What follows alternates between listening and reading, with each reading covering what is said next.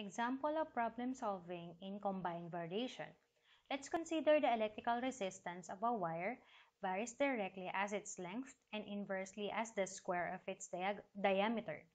If a wire of 100 cm long and a 5 mm in a diameter has a resistance of 2 ohms, find the length of a wire of the same material whose resistance and diameter are 4 ohms and 3 mm respectively. So the first thing to do is to make a representation.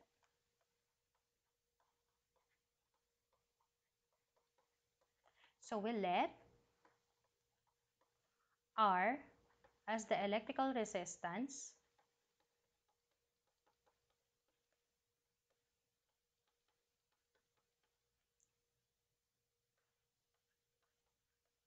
of a wire. Let L be the length of the wire and D as the diameter. So, first thing to do is to have an equation. So, saan manggagaling ang equation natin? From the first statement. So, the electrical resistance of a wire is represented by R and the length is represented by L. And the diameter is represented by T. So, let's translate the first statement. The electrical resistance of a wire R varies directly as its length, so is equals to KL.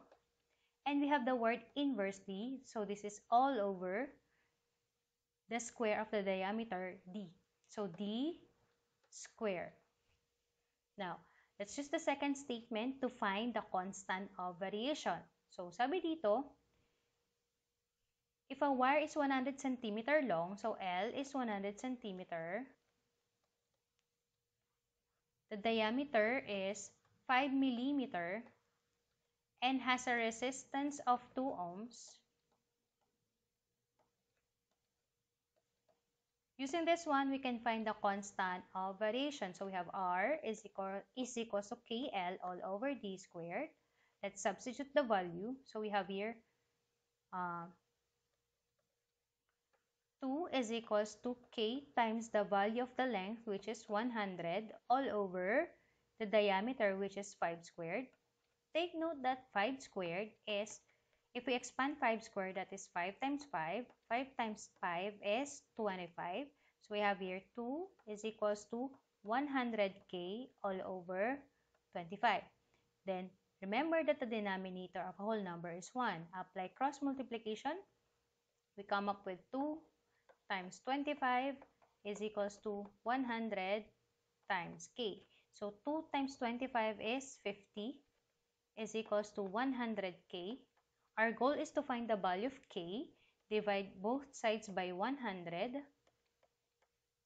So 10K divided by 100K times 100 is K. And 50 divided by 100 is 1/2. So K is equals to 1/2 is what we call the constant of variation. But the main concern here is to find the length. Find the length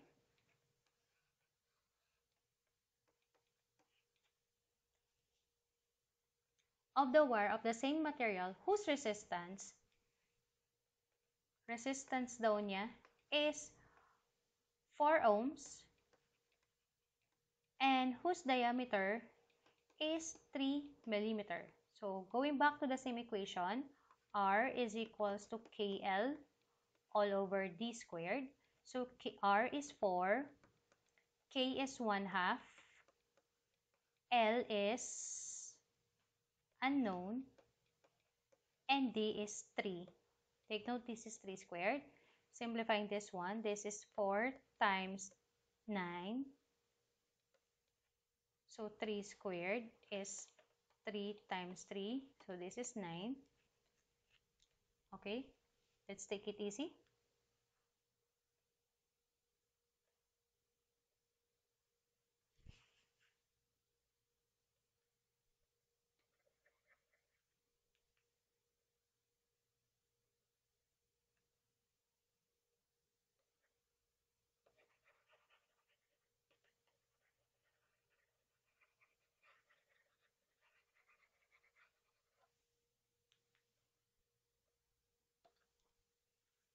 So, substitute natin yung value.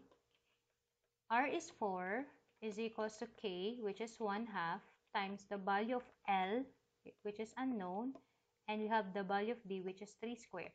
Take note that 3 squared is 9, so we have here 4 is equals to 1/2 L times 9. Apply cross multiplication.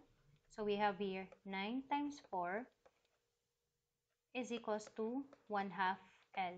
So our goal is to find the value of L.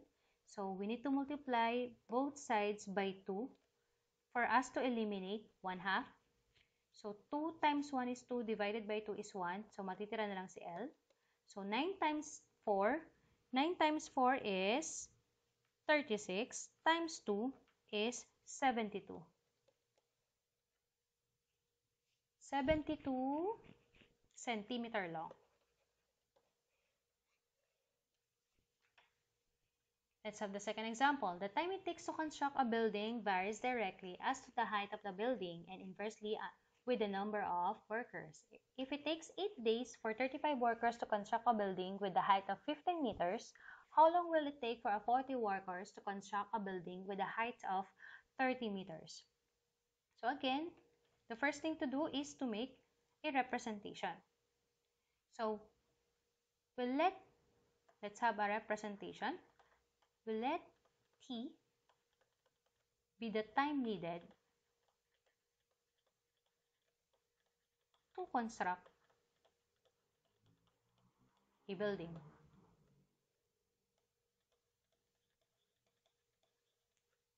Let H be the height of the building.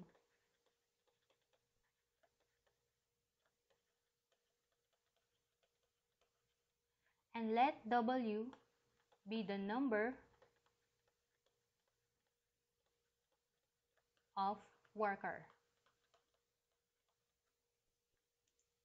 So the first thing to do is to translate the first statement into an equation. So we have here the first statement, the time it takes to construct a building, which is represented by T,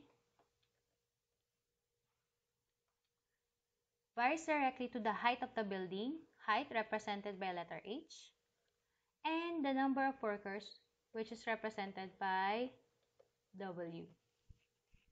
So let's translate that one. The time it takes to construct a building, T, varies directly, K times to the height, K times H, and inversely, so we have the word inversely, so this is all over the number of worker, which is represented by W. Now let's use the second statement. If it takes 8 days, so T is equals to 8, for 35 workers, W equals to 35, to construct a building with a height of 15 meters. So the second statement with the following given as 8 days, 35 workers, and 15-meter high is just to find the constant of the variation. Let's use the equation. T is equals to KH all over W. Let's substitute the value of T, which is 8, is equals to K times the value of H, which is 15, all over the value of W, which is 35. Take note that the denominator of a whole number is 1. So our goal is to find the value of K. So we need to apply cross product or cross multiplication. So this is 8 times 35 is equals to 15K. So divide both sides by 15 since our goal is to find the value of K. So let's multiply 8 times 35 is 280. Divided by 15, 280 divided by 15 is can be simplified as 56 over 3.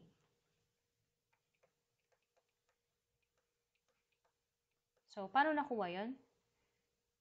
Since magkakaroon to ng butal and it will not give you a whole number, we can just get its lowest term. So, both of them is divisible by 5.